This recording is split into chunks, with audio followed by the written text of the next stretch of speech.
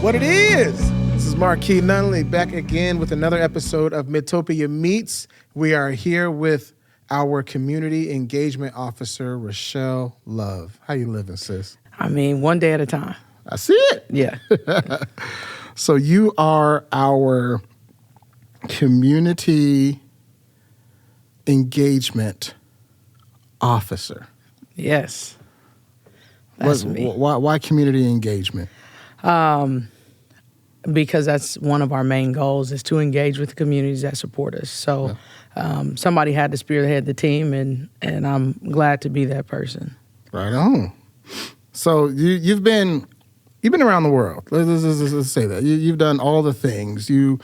Let's just say you were at Heights for that first three-peat for the women's basketball team. It was a two-peat. We went for the third and we didn't win, but it's okay. We took second. It's okay. Right on. Yep.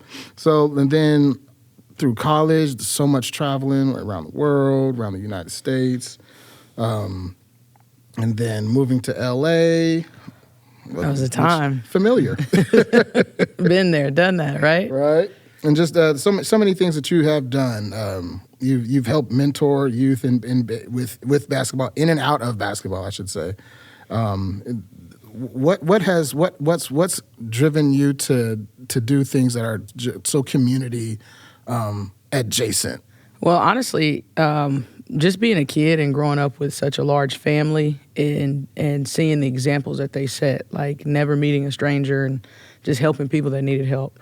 And honestly, being a kid and experiencing other people helping me, as a child. Like I said, we traveled a lot. And as an adult, I asked my parents, how did you do it? Because you know how much things cost now. And they had 3 kids, all close in age, and we were all traveling. But I remember asking people to just support us. And the support was always there. So having that example growing up and just, having people in your life that are still in your life from when you were a kid that are great examples to you, and having that, it takes a village, and having a village. Yeah. Having that village. Yeah, having that village. I see the gap in a lot of these children's lives and young people's lives that they don't have that. And the support that I received, I feel like everybody should know what that feels like. I love it. I love that. That gets to that.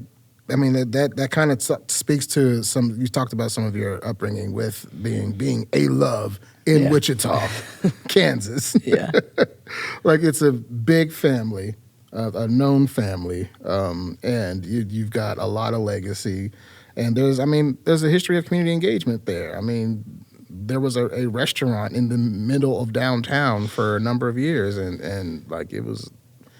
it was an establishment. You had to it's still talked about, it's still mentioned, among those best restaurants that Wichita's had to offer, And so, with that, how has that influenced your having a big family? How has that influenced the way that you interact with the public? Because I know when you have a lot of cousins, it forces you to be on your guard at all times because there's always going to be someone going at you for some reason. Right. So I didn't get that until, I moved to Wichita where I had more cousins my age. And so has that benefited or not benefited your ability to interact with the public? For me, having the big family, I think the biggest thing for me, my dad told us when we were, when you're starting to become a teenager, you start to go out and do things on your own. Mm-hmm. And he said, there's nothing you can do in this city that I won't know about before you're finished doing it. And that sounds familiar. Yeah, it sounds right. And I mean, it puts a little fear in your heart. But honestly, he told us your last name is the best gift you've ever been given, and so don't go out and be disrespectful and disrespect the name that you were gifted.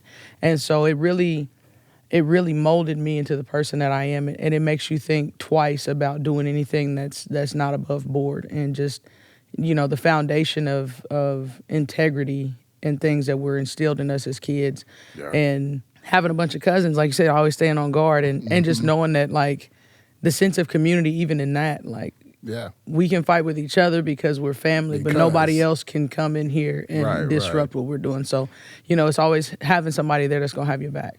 And always having enough substitutes to play a full game of basketball and or football. You know what I mean? Like necessary. So there's all kinds of pros. I don't really think there were any cons to having such a huge family. Nice. So. See, some people I've known with big families, like it made them become like more introverted because they were forced to interact so often that when they got a chance to not have to, they just became complete recluses when they grew up. And so, like, see, it's good to see that it goes both ways. Yeah, definitely. And with them, the way our family's kind of set up, we all were very close in age, and we always wanted to be together. Like, I kind of say, like, I didn't know a real friend until I was in middle school. And I mean, you always have friends, but it was kind of the sense of I didn't need any outside friends because I had so much family. Like I was rich in a sense of family and fulfillment in that right. Surely.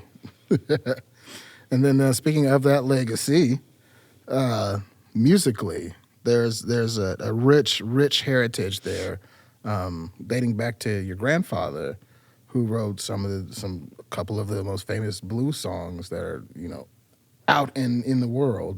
Can you speak to that at all? Rock and roll. It was crazy to even hear it called that and hearing it. But my grandfather, to me, we have a very interesting relationship. And that's Robert Love Sr.? Just Robert Love. Just Robert Love, okay. Gotcha. I have an Uncle Bob who's Robert, but they have different middle names, so yeah. Gotcha. It confuses a lot of people. But my grandfather, like, for me, and I kind of speak to our relationship, just learning so much about him after the fact, after he passed, or he was nonverbal when I was a kid and able to talk to him. He couldn't speak back to me verbally, but he definitely had his ways of communicating, and music was definitely one of them. He would still hum and kind of dance a little bit. So it just tells you how powerful music is, and just seeing that as a kid and watching it, how it changed him from somebody who was just silently chilling to him up, ready to move. And then the legacy that he built and left for, us to try and fill the shoes of. To me, he was a monster of a man. Like, he was just a giant, But the legacy, it definitely is, it sometimes puts a little invisible pressure on you because you want to be able to live up to his legacy, him and my grandmother's legacy that they built just as, people, not even from the music standpoint, but just from being good people. Just as and then, individuals in the city. Yeah, Uncle Rudy and the rest of the family, Rudy Love and the Love family, the legacy that they've built, more invisible pressure. So to say the least, I feel it. And Rudy's got it a little bit worse than me because he's got a name on him. He's got a name that I was gifted a last name. He was gifted a whole name. So it gets a little rough. But honestly, the legacy that my grandfather left for us to live up to and to actually bask in and live in has been beautiful for me. And like I said, just learning more and more about him as well as Uncle Rudy through the documentary. Like, if there was a way for me to be proud of them, like, how it feels like when your parents tell you I'm proud of you. It was kind of a role reversal. You know what I mean? I was overwhelmed with emotion and just happy and blessed to be a part of that family. I was like, I just want to be in the in crowd with them. It just made it that much more cool, The name of that film is This Is Love. Yes. It is still available on Amazon. Any other streaming platforms that's on? Honestly, I don't know. I'm kind of spoiled because I have a DVD of it. I know, right? Like, we have access. Yeah, I have access, but it is on Amazon though. So. I know. I watched it on Amazon the first time I saw it.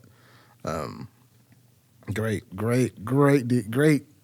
documentary and great revelation on Wichita musicianship. And just how many people have been touched by, musicians from Wichita and in Wichita, So, moving to LA, trying to chase a music dream, and ended up having health issues that brought you back here. Yes. What I know when I had to move back, it was a humbling experience. Just because you want to have the victory story. You want to have the, I made it. I got it out the gutter, and really, really by the seam of my pants, man, we just climbed and got it all, and just not from just wasn't the story. No. And it's like, how did you feel when you landed back and it was like, okay, it's for real. I'm back home. Making it work. For me, it wasn't even it wasn't a story of, oh man, I didn't make it. Because I have a very interesting outlook on life. Just because, like you said, having health issues, having a heart condition. And my mom has always told me, like, when I start moving a little too fast, she always say, you're burning the candle at both ends, and it'll catch up to you. And just talking to L.A., I was working, I had to be to work at 6:30 in the morning, and we closed at 6:30 at night. So I was there the entire time. And then not to mention if we had any closing duties, it could be 7:30, hop in the car, head out to the beach to go play. You know what I mean? Some type of social life. Yeah. Well, not even that. We had gigs. We had rehearsals. We had, so it was just, it was nonstop. The other job. That's right. It was nonstop. But that's what you do. You make certain sacrifices when you are chasing a dream. And I came home because I had to, not because I wanted to. And certainly. Like I said, I didn't look at it as a failure. Everybody said, why'd you move back? And I said, well, because I was poor. And it cost a lot of money to live out there. It cost a lot of money. But to me, making it was the fact that I actually went and did it. Because how many people want to do it and don't have what's in here to just go and say, okay, let's go try it. Try it. It's something very humbling to say, hey, I'm going to do this, and then just go. Because if you continue to plan, there's a lot of people in the world are planners, and it's always great to have a plan. Believe me. But you can plan yourself to death. You can plan and plan and plan and never take off. I will overanalyze a thing. Yeah. And a move forever. Well, they say analysis paralysis, and you never move. Ever. So to me, making it was the fact that I actually was out there and we did it. Nobody can take those experiences from me and say, well, you never did X, Y, and Z because I did it. It's on the resume. Check it off the list. And so I didn't look at it as a failure coming home. So you have all the archival footage. Oh, I do. That's me. That's me. I keep everything I can. Archivist, man. I got that from Uncle Bob. So, but yeah, nobody can ever take that experience from me and say that I didn't go and do it. And I always say, like, I love living in L.A. Because I'm not a person that likes cold weather, so I struggle in Kansas a great deal. And I have really bad allergies only in Kansas. Of course. So I always say, I would move back to somewhere in California, probably not L.A. because it's too busy, but I'd also have to be a millionaire.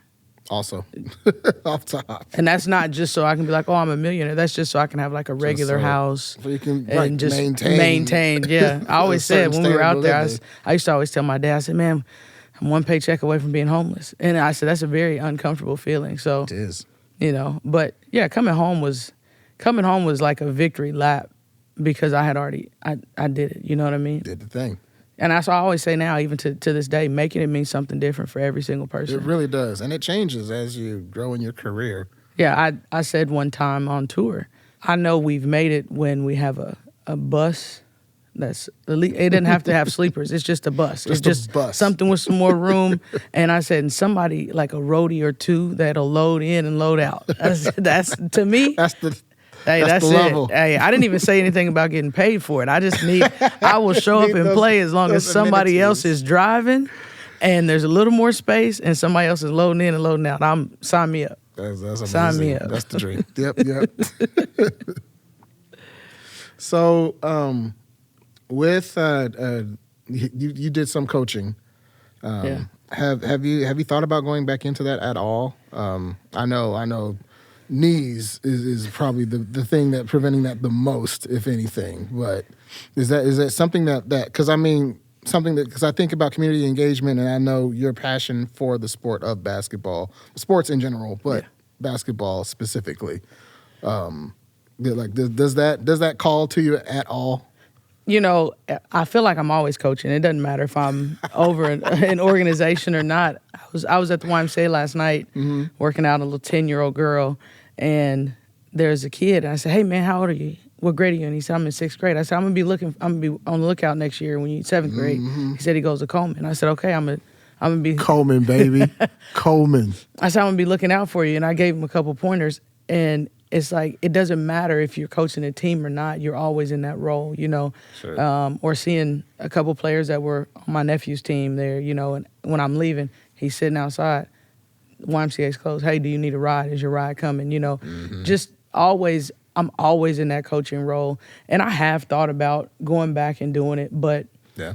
like you said, success and the way you see things changes the older you get and the more you grow. And I don't know if that life, because that's a life on the road too. When you stop and think about it, it's a lot of travel, it's a lot of time, it's a lot of breaking down film, and I enjoy it a great deal. But because I'm not established in that realm as somebody who's got all these years under your belt, you almost have to start at the bottom. And I know what that was like, coaching at a junior college, driving the van to every away game, to and from. And like I was just talking about, I need somebody else to drive the van. You know what I'm saying? I need somebody else to drive the bus, the van. So, I mean, I do enjoy helping.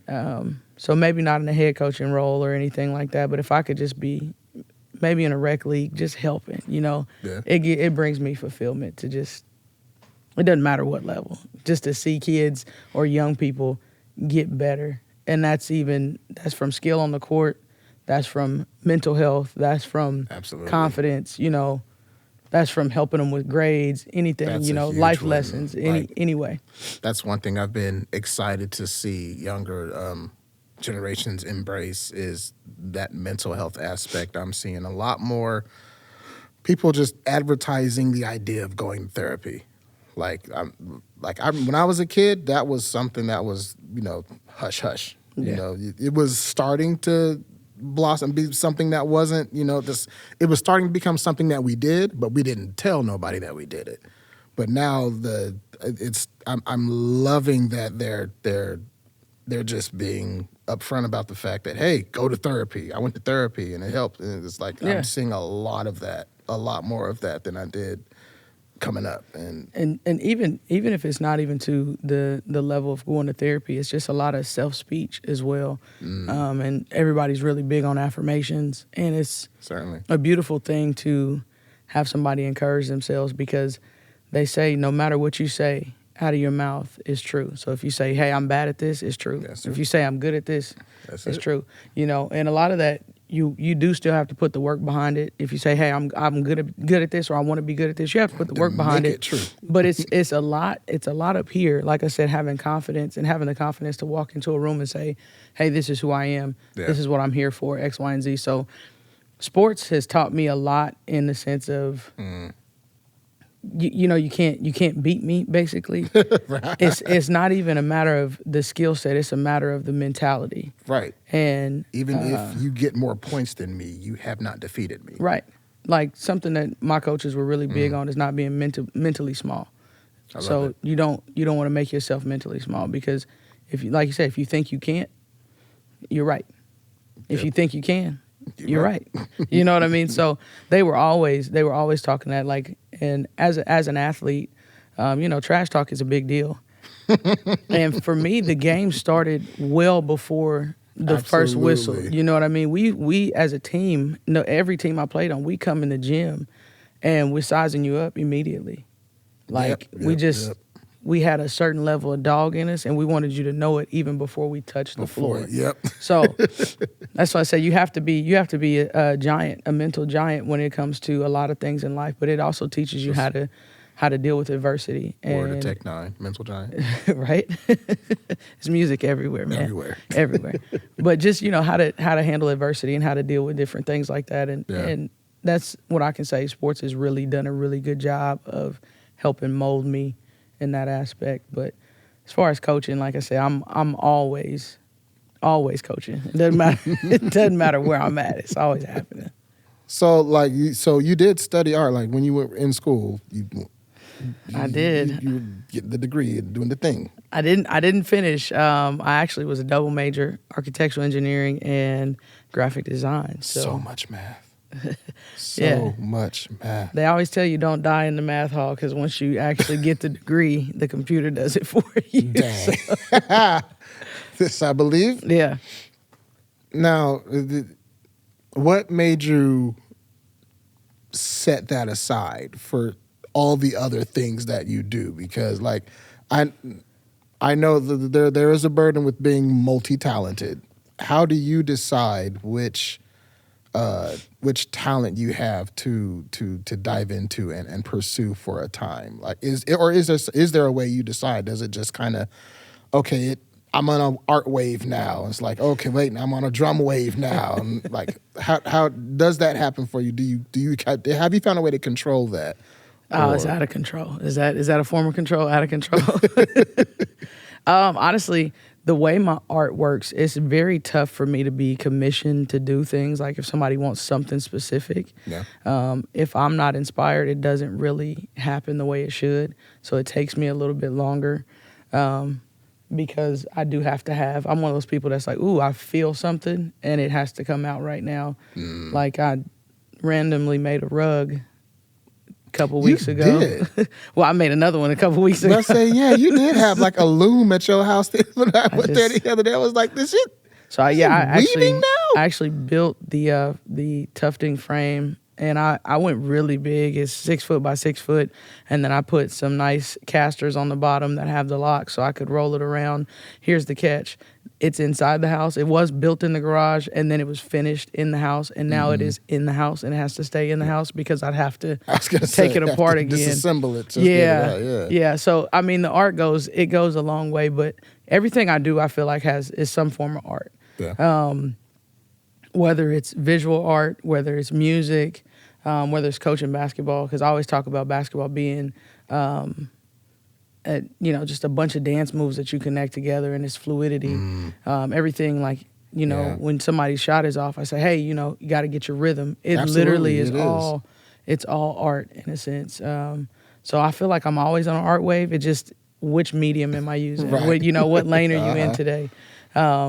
But I do have those moments, those splashes of like, I'm going to go make a rug. I'm going to build a tufting frame. I'm going to design some new T-shirts. Somebody asked me to design a logo or two. I'm going to paint some shoes. I might write a song or a part of a song and then make a voice memo and send it to Rudy. Yeah. So we can, maybe use it. You did have a shoe thing for a while. You had a business. Yeah, I was cleaning and restoring. Yeah. That's what I'm saying. It just comes and goes. That opened a flood of memories there. I was like, wait a minute, you did have that. That was a thing. Yeah, me and my sister might decorate some cookies. There we go. It's a little bit of this, a little bit of that. Might go on tour. I don't know. I might. So now, do you have any aspirations for the year regarding community outreach with Midtopia? Ooh, that's a loaded question because there's so many things. There's so many things coming down the pipeline. I should say, what are some of the things you want to do the most? Some of the things I want to do the most. Man, well, I'm one of those people, and everybody's like, how do you eat an elephant one bite at a time? I'm like, no. you just eat it. The whole thing, not one bite at a time. And so I've actually tried to stop myself from wanting to do everything all at once. But I am a big picture kind of person, and I just see so many things for what we're doing with Midtopia and at Somewhere Works, Somewhere Music School. And Somewhere Music School, I didn't know it would be like this close to my heart. But now that I'm a part of it, I'm just ready to put my foot on the gas. And I think, like I said, I'm a big picture kind of person. And we start talking, how many students can we house and X, Y, and Z. And I just looked at him, I said, you guys are gonna need to build a bigger building, because I said once I feel like I'm one of those people that I create buy-in from people almost immediately, and it's something about just how genuine the things that I'm bringing you are. And I said it could be something that's free to you, and you will want to pay me for it by the time I'm done talking about it. Something this thing that we have, Somewhere Music School, is such an amazing opportunity. because all of the things that I felt when I was a kid, I was telling you, the support and and things like that. Yeah. You get that the second you walk in the door. From Marty, you see his passion through how he helps these students. And like I said, you're not just, as a coach, as a teacher, you're not just teaching what the curriculum is. You're teaching life lessons and skills that will stick to these kids years from now, Absolutely. And I can say that because I had a principal that once told me choices made are choices lived with. He said, no matter what the choice, if you choose not to study, you chose to get that grade. Yes. So if you choose to study, you chose to get that grade. And it is something that you can apply to every area of life. Yeah. But as a sixth grader hearing that for the first time, you would have never thought that it was still, it stuck. You know what I mean? Yeah. So having the opportunity to be engaged with the kids and going out to the students and saying, hey, we have this thing. We have somewhere music school. You don't have to only play in school. Here's an additive. Here's a way to help you improve your craft. Here's a way for you to see that you could become a musician and it could be a career. Here's a way to be a part of a program where you could be the person that's wiring the microphones, running the sound, running the lights. I have big dreams for somewhere music school. And that's just, that's one of the things that I want to make sure that we're rolling. And it is rolling, but I want it to roll and I want it to expand, Absolutely. There's so many things that I want to do with that. But another thing that I'm really focusing in on is something that's near and dear to my heart. It's called Bands Giving Back. Yep. Because the community is who buys the tickets and comes out and supports us and supports our shows. And so that's a way for us to give back to the communities that give to us. And, Absolutely. We had our first event right before Christmas. And I talk a lot about, things feeling gratifying, like feeling like, man, at the end of the day, you know what, I helped somebody. It's not to make me feel good, but it's to say I helped someone. And it helps to know that you helped somebody at the end of the day. Like, there's certain days at old jobs I had where I was like, I didn't help anybody today. Like, I could have stayed in bed and the day would have been the same. Like, the earth, everything would have been the exact same. Like, no impact, not a smile, no nothing. And so, like, I know that feeling. Yeah, so it's really wild that you said that because we've been doing a lot of work closely with Marquise Bradley, and he's come in and kind of spearheaded some of our team meetings that we have weekly. And part of what you just said is something of old for a lot of people. Like, man, I get up, I go to work, I don't change the world. You know what I mean? I'm not ticking the meter one way or the other. No good, no bad. Didn't make anybody smile. I go home, I wake up and do it again. And something that we've been working on is no matter what you're doing, A, be the best at it, and B, smile and give grace to yourself as well as to other people. And how can you impact the next person and maybe save a life that you may not even know. I have no idea. But if I say hi or if I stop and say, hey, how are you doing? I actually acknowledge that and I give you a chance to respond because I actually care. And it's just basically pouring into people, and it's super simple. So instead of going to work and feeling like you're not changing the world, maybe go to work and talk to somebody. You know what I mean? And just so short conversation. There's so many ways. Nothing major. So many ways to change the world. But that's Bands Giving Back, what we did right before Christmas, and this one really hit home for me. We went to the Kansas Food Bank, and we packed bags that would go to students all across the state of Kansas, because it would shake you to know how many kids only eat while they're at school. So, coming up on Christmas break, they may not have anything. They may not have anything at home to eat. So we, as a unit, we were moving. And we only stopped. We had that thing packed up. I'm going to say we stopped because we ran out of food. We ran out of the pallet. But it really felt good to know that this was helping. This was going to help and feed. This is going to feed some kids. This is literally saving lives. You know what I mean? So doing things like that, really getting out into the community. And once we get it fully established, opening the doors of Bands Giving Back to allow anybody that supports us to also be a part of the movement and get out into these, these organizations that are already established that are doing great things. We are just Just a wanna helping help. hand. We want to be able to help, you know. So that's something that I'm really excited about, really getting out and letting the city know, like, hey, we're not just asking you to buy tickets to our shows. We're out here doing we're out here doing the work. Yeah, we're out here to help as well. So that's Absolutely. one. That's one, and then of course we have the festival coming up, and it's a big deal. Yay! Somewhere Fest is a big deal. Somewhere Fest, baby. And, you know, community engagement, we want the community to be there. We want the community to show up. And that's what we're doing it for. That's exactly the thing. We're doing it for the community. And I believe that once the message is conveyed to the masses and it's understood, as I think, you know, when things are new, a lot of times people don't understand what's going on. Sure. So once the message is conveyed and it's understood, I think that the response from the community is going to be huge. Absolutely. Because even last year, you know, a lot of people were like, well, I can't go because it costs this, it costs that. Ticket prices were very low. But even still, there were free stages. Yeah. There was a way for everybody to be a part of what was going on. You know, and that's what we're about. We don't want to single anybody out in any way, shape, or form. We want to be able to uplift people. You know what I mean? Yeah.